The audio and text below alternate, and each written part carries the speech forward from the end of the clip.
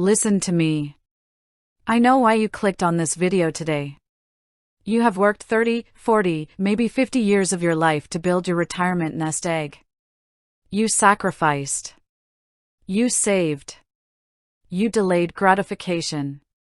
And now, as you are sitting on the precipice of retirement, or maybe you're already retired, you look at the news, you hear about bank failures, market volatility, and economic uncertainty, and a cold sweat breaks out on your neck.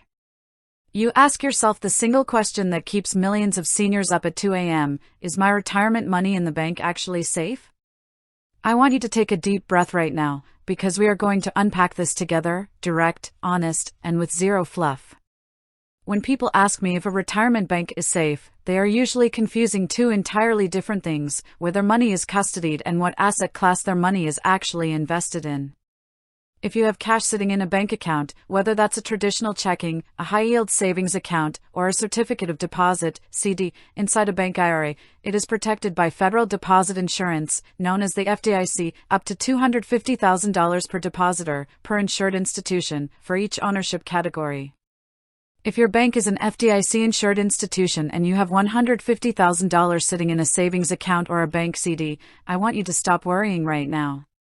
That money is backed by the full faith and credit of the United States government. If that bank goes under tomorrow, the federal government steps in and makes you whole.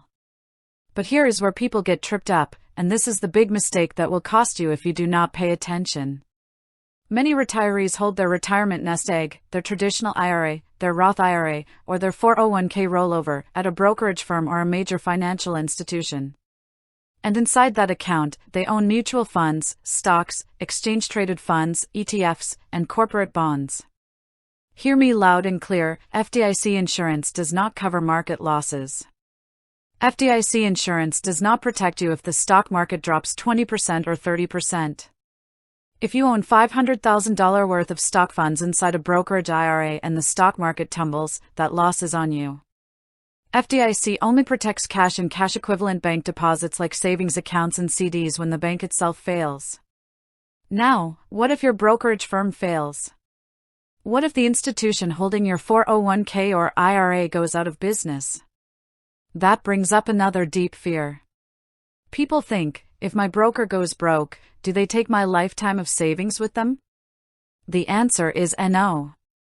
Under federal regulations, brokerage firms are required by law to keep customer assets separate from their own corporate operating cash. Your stocks and bonds belong to you, not the firm.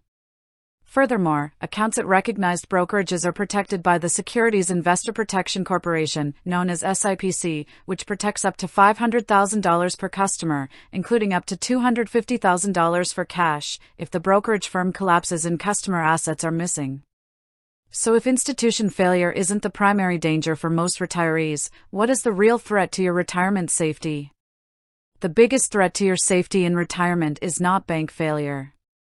The biggest threat is inflation and poor asset allocation. When people get terrified about bank safety, their knee-jerk emotional reaction is to pull all their money out of the market and park $800,000 in cash in a single standard bank account. That is a massive mistake for two reasons.